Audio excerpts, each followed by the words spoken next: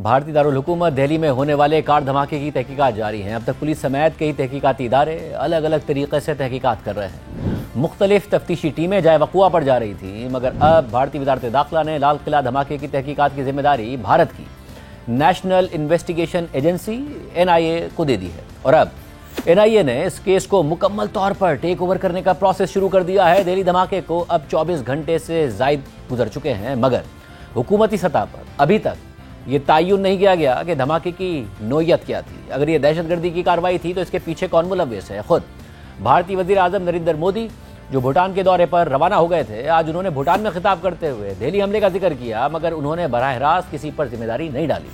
नरेंद्र मोदी ने कहा कि हमारी एजेंसियां इस साजिश की तह तक जाएंगी और जिम्मेदारों को इंसाफ के कटहरे में लाया जाएगा। ताहम भारतीय न्यूज़ एजेंसी ANI ने ज़राए से खबर दी है कि दिल्ली पुलिस की इब्तिदाई तहकीकात से पता चलता है कि हमला मुमकिन तौर पर खुदकुश धमाका हो सकता है। तफ्तीश में मुश्तबा शख्स के मोटिव का भी इशारा मिलता है, जिसके मुताबिक जैसे ही मुश्तबा शख्स को पता चला कि उसका फरीदाबाद गिरोह पकड़ा गया है तो उसने खुदकुश हमला करने का मंसूबा बना लिया। खबर के मुताबिक तमाम मुतल्लिका एजेंसियां धमाके की वजह मालूम करने के लिए हर पहलू से तहकीकात कर रही हैं। हुकूमती सतह पर तो अभी तक बराह रास्त किसी तंजीम या किसी गिरोह पर इल्ज़ाम नहीं लगाया गया है, मगर भारतीय मीडिया इस धमाके को दहशतगर्दी करार दे रहा है और ये भी कह रहा है कि क्योंकि ये दहशतगर्दों का एक गिरोह था, उनके साथी पकड़े गए तो एक साथी मवाद लेकर भागा और वो मवाद फट गया। खासतौर पर इस हमले को मकबूजा जम्मू कश्मीर से ताल्लुक़ रखने वाले डॉक्टर से जुड़ा जा रहा है।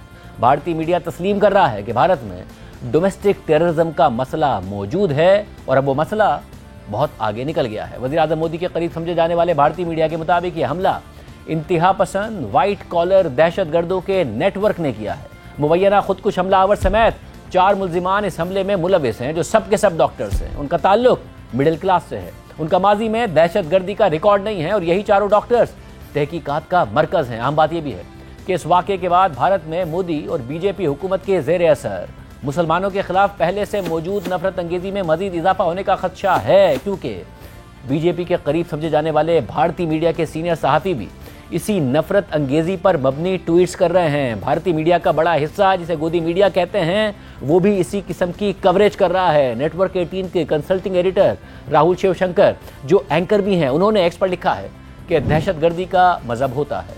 4 डॉक्टर्स का जिहादी बन जाना इसका सबूत है। अगर इंतहा पसंदी का ताल्लुक सिर्फ रोजगार से होता तो सफ़ेद कोट वाले दहशतगर्दों के पास कोई जवाब ना होता। और यही वो सच है जिसका हमारी वोक इंटेलिजेंशिया सामना करने से इनकार करती है। ख्यालात वाज़ेह कर रहे हैं कि इस वाक़े के बाद भारत में मुसलमानों को मज़ीद मुश्किल हालात का सामना करना पड़ सकता है, मगर मुसलमानों के खिलाफ ये नफरत अंगेज़ी भारत में मकामी दहशतगर्दी को बढ़ाने का बाइस भी बन सकती है। और यूँ मोदी हुकूमत की हिंदुत्व पॉलिसी ने भारत को एक ख़तरनाक साइकिल में फंसा दिया है। कल तक जो भारतीय मीडिया इस धमाके को CNG सिलेंडर ब्लास्ट करार दे रहा था, वो आज इसे बहुत बड़ी साजिश करार दे रहा है और मकबूजा कश्मीर से ताल्लुक़ रखने वाले डॉक्टर्स पर इल्ज़ामात लगा रहा है और पाकिस्तान का भी नाम लेना शुरू कर दिया है। ताहम खुद मोदी हुकूमत ने बराह रास्त पाकिस्तान पर अभी तक इल्ज़ाम नहीं लगाया, मगर मोदी हुकूमत का हमेशा से एक पैटर्न रहा है जो भारतीय मीडिया में दिखाने की कोशिश की जा रही है।